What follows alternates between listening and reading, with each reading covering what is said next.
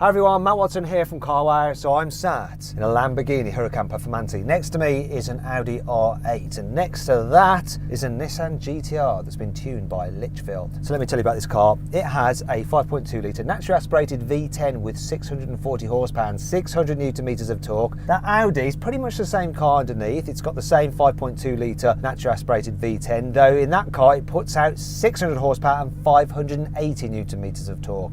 That's actually a normal R8.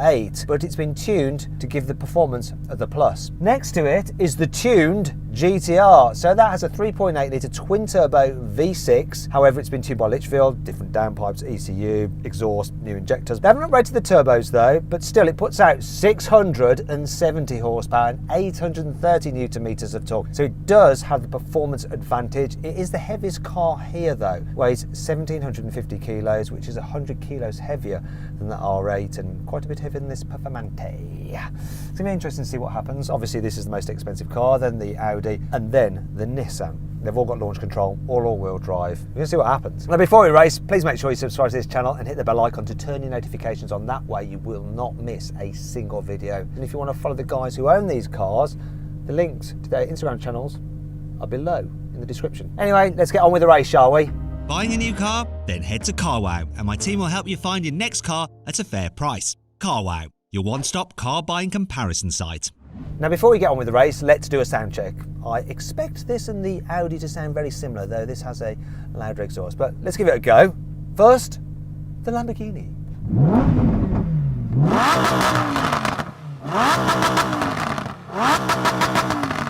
Oh, that just revs up so freely. I love a V10. Let's hear the R8. Go on then R8, do your thing.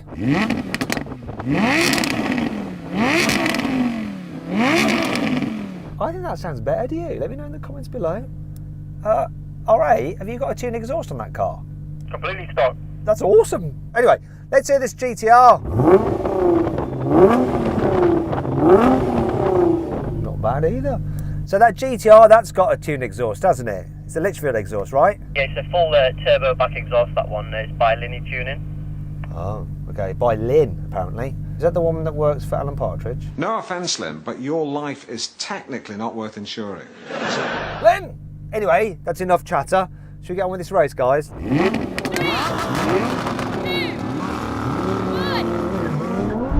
He totally jumped the start. But it won't matter. Because this is insanely quick. I think the GTR might have him. No, whoa. R8, come in, R8. I think you might have jumped the start somewhat. I think I was slightly early.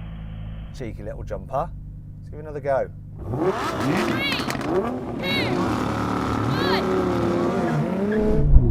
Bogged a bit. It bogged, and that GTR had it.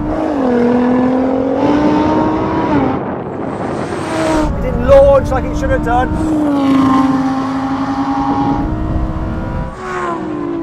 Asif, you need to keep accelerating well past the line because I came past you in the end. Probably beat you, even though you will have beaten me because your launch was better.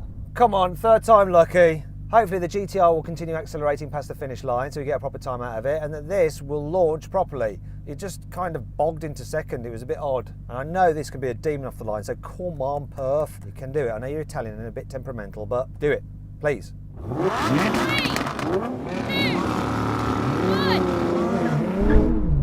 Did it a bit again, but I'm off. Oh, I've blown him away.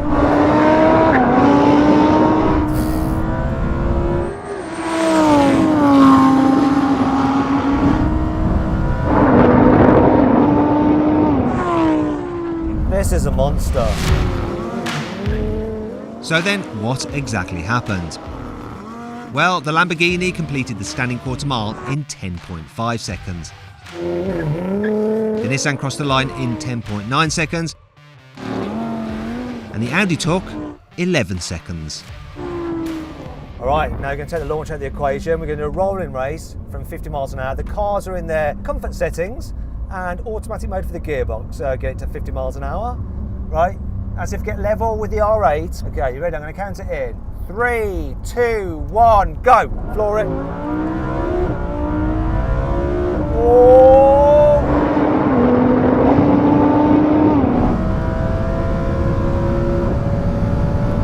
Can I catch that GTR?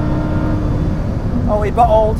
Oh, slow down, slow down. I think the GTR had that, by the way. Really good kick down on the GTR. The R8 was left somewhat. Did it kick down pretty well? It looked like it did. Really, yeah. I just don't think it's got the power. How about you and your GTR, Asif? How was that on the kick down? I'll be honest with you, the kickdown was quite slow, but once the turbo kicked in, it just went.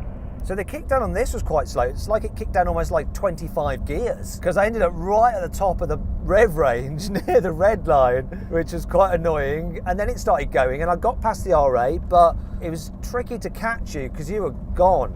I reckon if you hadn't backed off and we had a bit more runway, I could have probably come past you, but we're going to find out now by taking the gearbox out of the equation this time.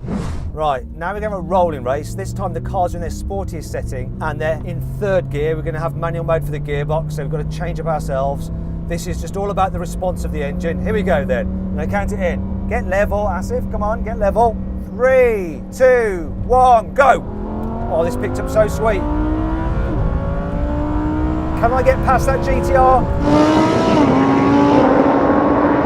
Can I?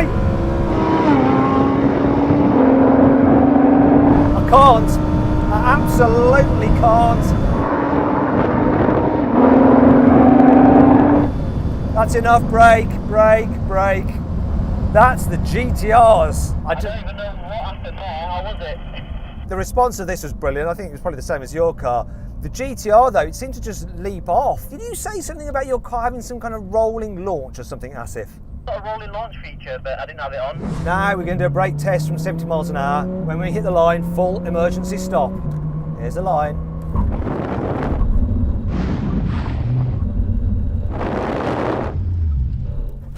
Oh, look at that, the R8 won one. He probably braked early, but have a look at the replay, guys.